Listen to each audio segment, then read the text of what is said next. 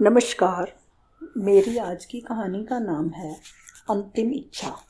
प्रीति school जाने के लिए तैयार हो ही रही थी, तभी फ़ोन की घंटी बजी। फ़ोन माँ का था। माँ ने फ़ोन पर हड़बड़ाते हुए बताया कि तेरे पिताजी सीढ़ियों से गिर गए हैं।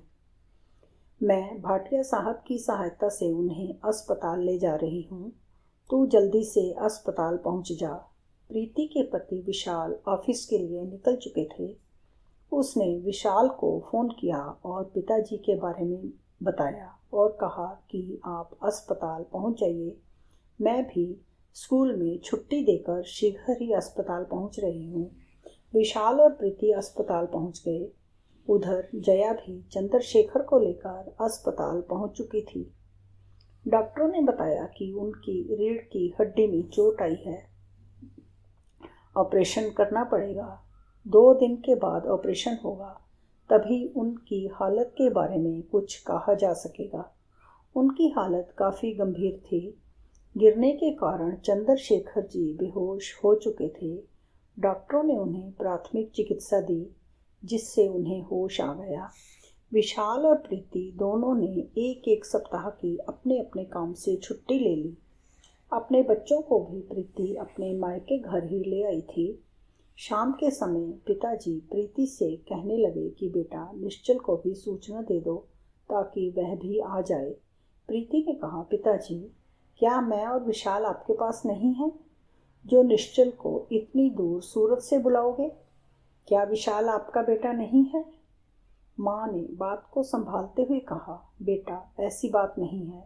विशाल और तुम तो निश्चल और नीरू से भी बढ़कर हो, जिन्होंने पिताजी को एकदम से संभाल लिया है। वह है ना क्या कि पिताजी के कहने का तात्पर्य यह था कि विशाल अकेला है। यदि निश्चल आ जाएगा तो दोनों मिलकर संभाल लेंगे और बारी बारी से आराम भी कर लेंगे। अस्पताल में यह एक दिन का काम तो है नहीं।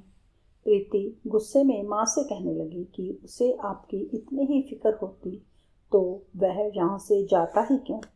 उसने आपसे छुटकारा पाने के लिए ही तो स्वयं सूरत के लिए तबादला करवाया है। जया सोचने लगी, प्रीति की बात तो सच है, पर क्या करें? वह सोच रही थी कि किस प्रकार हम अपने छोटे से घर में खुश थे। प्रीति के घर से थोड़ी ही दूर था हमारा घर, इसलिए कभी प्रीति बच्चों सहित आ जाती तो कभी बच्चे अकेले ही आ जाते। घर का माहौल खुशनुमा रहता था। चंद्रशेखर का दोस्तों के साथ भी उठना बैठना था। हम प्रसन्नतापूर्वक अपना जीवन निर्वाह कर रहे थे। वह दिन मुझे भली भांति याद है। जब चंद्रशेखर जी रिटायर हुए तो शाम को उनके ऑफिस के सारे सहकर्मी उन्हें घर छोड़ने आए और चाय पार्टी का काफ़ी बड़ा आयोजन किया गया। सभी बहुत खुश थे। रिटायर्ड जीवन की योजनाएं बना रहे थे। अगले दिन से ही मित्र मंडली का घूमना फिरना शुरू हो गया था। शाम को पार्क में मित्र मंडली की महफिल जमने लगी। निश्चल और नीरू रात को कहने लगे कि पिताजी अब आपका यहाँ क्या रखा है? आप हमारे पास चलकर रहें, सभी इकट्ठे रहेंगे। इसीलिए ही तो मैंने 2 मंजिला मकान खरीदा है। आप जहाँ भी चाहें ऊपर या नीचे रह सकते हैं। हमें भी आराम हो जाएगा और हमें आपका सहारा भी मिल जाएगा। गुड़िया की हमें कोई चिंता नहीं रहेगी। गुड़िया के साथ माँ का मन भी लग जाया करेगा। लेकिन माँ और बाबूजी कब मानने वाले थे? निश्चल ने तो माता पिता के पांव ही पकड़ दिए थे कि मैं अब आपको यहाँ अकेले नहीं रहने दूंगा। आपके जो काम हैं वह आप कुछ दिनों में निपटा लो। मैं आप दोनों को 1 महीने बाद आकर ले जाऊंगा। अगले दिन नीरू और निश्चल अपने घर चले गए। जया और चंद्रशेखर विचार करने लगे कि क्या हमारा बेटे के पास जाना उचित होगा। नीरू सारा दिन घर ही तो रहती है। गुड़िया को तो वह संभाल ही सकती है। हम अभी तक स्वस्थ हैं, अपना काम स्वयं कर सकते हैं, फिर हम उन पर बोझ क्यों बने? अगले ही पल बेटे का प्यार और प्यार भरे मनोहार के बारे में सोचकर जया का मन बदल गया और उसने बेटे के पास जाने का मन बना लिया।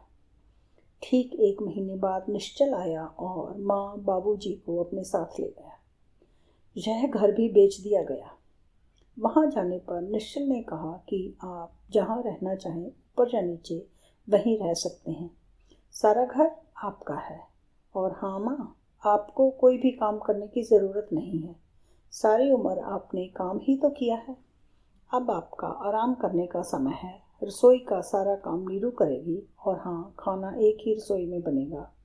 अब हमें आपकी सेवा का सौभाग्य प्राप्त हुआ है, वह हम कैसे जाने देंगे। आप गुड़िया के साथ मस्त रहो और भगवान की भक्ति में लीन रहो। जब भी आप दोनों को किसी चीज़ की आवश्यकता हो तो हमें आज्ञा दीजिए। यह बातें सुनकर जया और चंद्रशेखर का सिर गर्व से ऊंचा हो गया।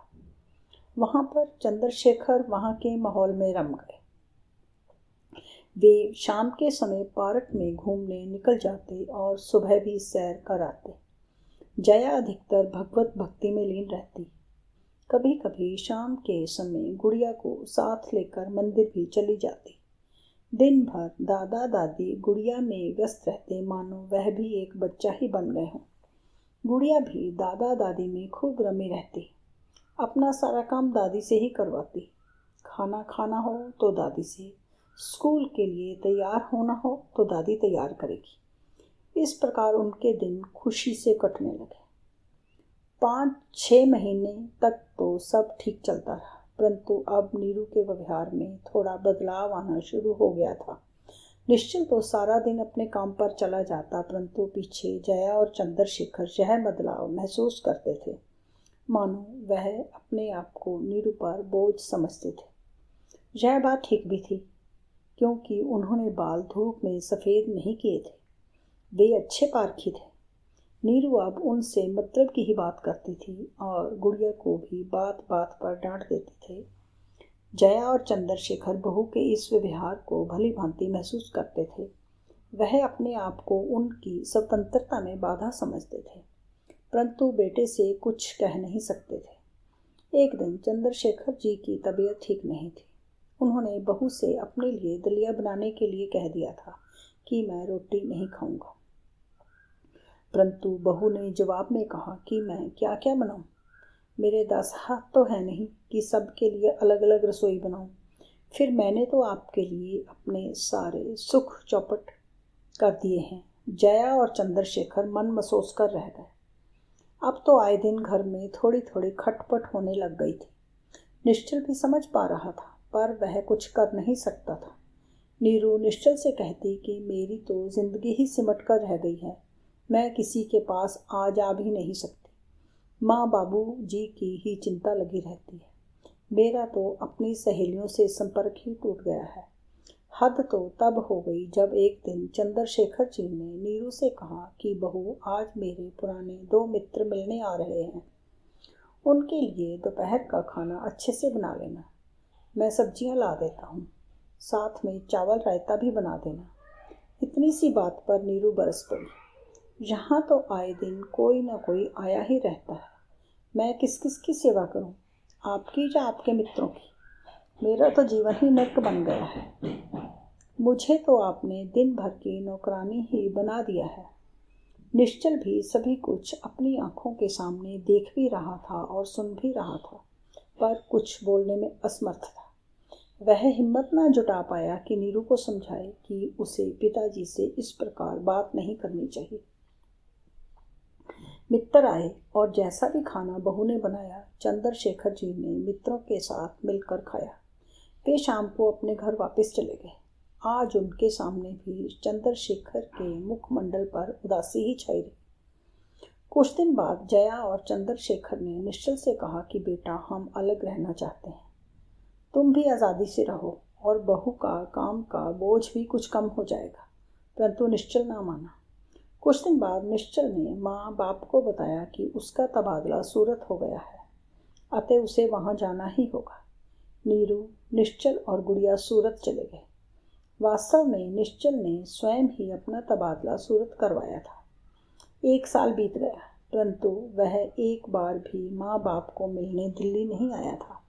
अब चंद्रशेखर जी के गिरने पर भी वह नहीं आया था। पिताजी का आज ऑपरेशन था। उन्हें ऑपरेशन थिएटर ले जाना था। स्ट्रेचर लाया गया, परंतु पिताजी की आंखें निश्चल को ढूंढ रही थी। उन्होंने प्रीति से पूछा कि तुमने निश्चल को फ़ोन कर दिया है ना? प्रीति ने हाँ में जवाब दिया। तो उन्होंने कहा कि अब तक तो उसे आ जाना चाहिए था। 4 दिन बीत चुके थे। प्रीति और विशाल उनकी सेवा में दिन रात तत्पर थे, परंतु वे निश्चल की प्रतीक्षा में थे। प्रीति और विशाल उन्हें ऑपरेशन थिएटर ले गए। प्रीति ने फ़ोन करके नीरू को एक बार फिर बता दिया कि ऑपरेशन ठीक ठाक हो गया है। ऑपरेशन को हुए भी 10 दिन बीत चुके थे, लेकिन निश्चल की तरफ से ना तो कोई फ़ोन आया और ना ही वह खुद आया। चंद्रशेखर जी काफ़ी स्वस्थ हो रहे थे, परंतु ना जाने एक दिन क्या हुआ कि उनकी तबीयत अचानक बिगड़ गई। उन्हें हार्ट अटैक आया था। आपातकालीन रूम में ले जाया गया। काफ़ी इलाज किया गया, लेकिन शाम के समय डॉक्टर ने बाहर आकर सूचना दी कि हमें अफसोस है कि हम बाबूजी को नहीं बचा सके। निश्चल को फिर सूचना दी गई कि पिताजी अब संसार को अलविदा कह चुके हैं। अगले ही दिन निश्चल, नीरू और गुड़िया पहुंच गए। सभी का रो रो कर बुरा हाल था। निश्चल भी अपराध बोध से ग्रस्त था। कोई भी उससे सीधे मुंह बात नहीं कर रहा था। शाम को संस्कार के बाद सभी रिश्तेदार जा चुके थे। निश्चल ने कहा, मुझे कम से कम बता तो देते। तो प्रीति ने कहा कि भैया, मैंने नीरू को पिताजी की हालत के बारे में बता तो दिया था, क्या नीरू ने तुझे नहीं बताया? नीरू अफसोस जताते हुए कहने लगी, मैंने सोचा था सीढ़ियों से गिरे हैं, साधारण सी चोट लगी होगी, ठीक हो जाएंगे, इसलिए मैंने निश्चल को नहीं बताया था। सभी यह सुनकर अवाक थे। निश्चल बार बार माँ से क्षमा मांग रहा था। माँ, मुझे माफ़ कर दो, मैंने आपके साथ बहुत बुरा व्यवहार किया है, मुझे सूरत नहीं जाना चाहिए था, हमें शायद भगवान भी माफ़ ना करें। वास्तव में हम क्षमा मांगने के अधिकारी ही नहीं हैं। नीरू भी माँ से और प्रीति से माफ़ी मांगने लगी। मुझे माफ़ कर दो, मैं अब माँ को अकेला नहीं छोड़ूंगी। प्रीति कहने लगी, माँ अब मेरे पास रहेंगी, आप उन्हें अपने पास रखने का अधिकार खो चुके हैं। मेरे पिताजी निश्चल की राह देखते देखते उसके इंतज़ार में दुनिया से चले गए हैं। माँ ने कहा, अब आप दोनों को शर्म आनी चाहिए, तुम्हें यह सब कहते शर्म नहीं आती? जीते जी तो हमारी ज़िंदगी को नरक बना दिया और अब क्षमा मांगते हो? हम अपने छोटे से घर में कितने सुकून से रह रहे थे, हमारे मन की शांति को तुमने छीन लिया है। तुम होते कौन हो मेरे बारे में फ़ैसला लेने वाले और मुझे अपने पास रखने वाले? मैं ना कहीं जाऊंगी, ना किसी के पास रहूंगी, चैन से अकेले ही ज़िंदगी काटूंगी। माँ ने अपना फ़ैसला सुना दिया और कहा कि तुम्हारे पिताजी तुम्हें मिलने की आखिरी इच्छा मन में लेकर चले गए हैं। उनका तुझे देखने का अरमान उनके साथ ही चला गया है। अब मैं अपने साथ ऐसा नहीं होने दूंगी। नीरू और निश्चल बहुत गिड़गिड़ा रहे थे कि माँ एक बार सुधरने का मौका तो दो। प्रीति और विशाल को निश्चल कह रहा था कि मैं अब अपना तबादला यहीं करवा लेता हूँ। अब माँ हमारे पास नहीं, हम माँ के पास रहेंगे, यह हमारी आखिरी इच्छा है। प्रीति ने माँ को स्नेहपूर्वक मना लिया था कि माँ, क्या बच्चों की आखिरी इच्छा पूरी नहीं करोगी? माँ तो माँ है ना, फिर वह बच्चों का दिल कैसे दुखा सकती है? अतः माँ ने नीरू और निश्चल के पास रहना स्वीकार कर लिया। दोस्तों, यदि ये मेरी कहानी आपको पसंद आई हो तो कृपया लाइक कीजिए, सब्सक्राइब कीजिए और अधिक से अधिक शेयर कीजिए। और हाँ, बेल आइकॉन का बटन भी दबा दीजिए ताकि मेरी आने वाली सभी कहानियों का नोटिफिकेशन सबसे पहले आपके पास आ सके। आपका बहुत बहुत धन्यवाद।